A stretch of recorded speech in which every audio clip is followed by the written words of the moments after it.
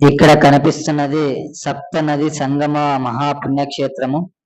సప్తనది అనగా 7 నదుల కలయిక.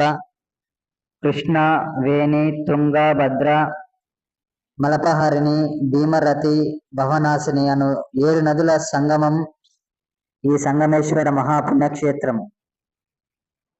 మానవుడు నదీ సంగమమునందు స్నానము కాని జపమునాచరించిన పుణ్యము కలుగును. అటువంటి సప్త నదుల సంగమమునందు స్నానమాచరించిన కాశీ కంటే అధిక పుణ్య ఫలితమిచ్చును. అటువంటి ఈ సంగమేశ్వర క్షేత్రము విశ్వామిత్రులు, వశిష్ఠులు, పంచ పాండవులెందరో ఋషులు వచ్చి తపస్సు చేసుకొనిరి. అందువలన ఈ స్థలము ప్రతి ఒక్కరు దర్శించుకోదగినది.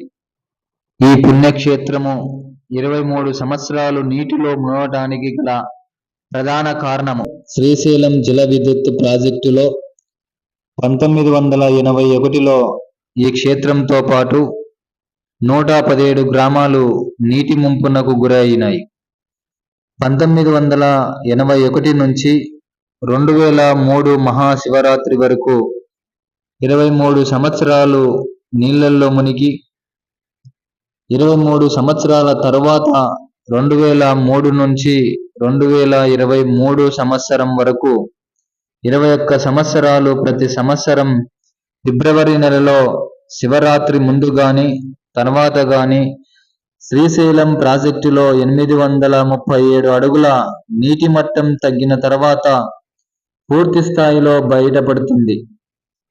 సంగమేశ్వర స్వామి ఆలయ ప్రాంగణం వారం రోజుల పాటు గుడిలో పూడిక మన్నును శుభ్రం చేసి, ఆలయం ఆవరణలో 6 నెలల పాటు చలువ పందిళ్లు వేసి, విద్యుత్ సౌకర్యంతో పాటు క్యూ లైన్లు, మంచినీటికి త్రాగునీరుకు ఏర్పాటు చేసి, ఎగువ పుష్కర ఘాటు నుండి దిగువ రహదారి మరమ్మతులు చేసి, వచ్చే భక్తుల వాహనములు గుడి ప్రకారం ముందు వరకు సులభంగా రావటానికి వసతులు ఏర్పాటు చేయబడును.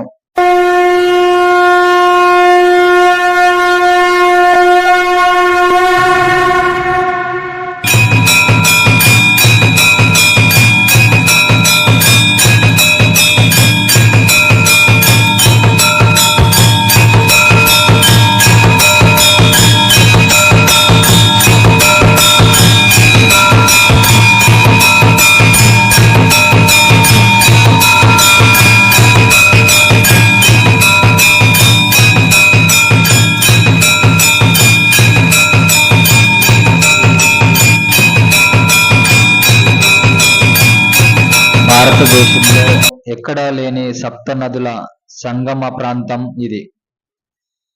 కర్నూలు జిల్లా నందికొట్కూరు తాలూకా పరిధిలోని కొత్తపల్లి మండలం, కపిలేశ్వరం గ్రామం మరియు పగిడాల మండలం ముచ్చుమరి గ్రామం సమీపంలోని సప్తనది సంగమేశ్వర క్షేత్రమునందు ద్వాపర యుగంలో శ్రీ ధర్మరాజుల వారిచే ప్రతిష్ఠింపబడిన వేపదారు ఈ సంగమేశ్వర స్వామి పుణ్యక్షేత్రం.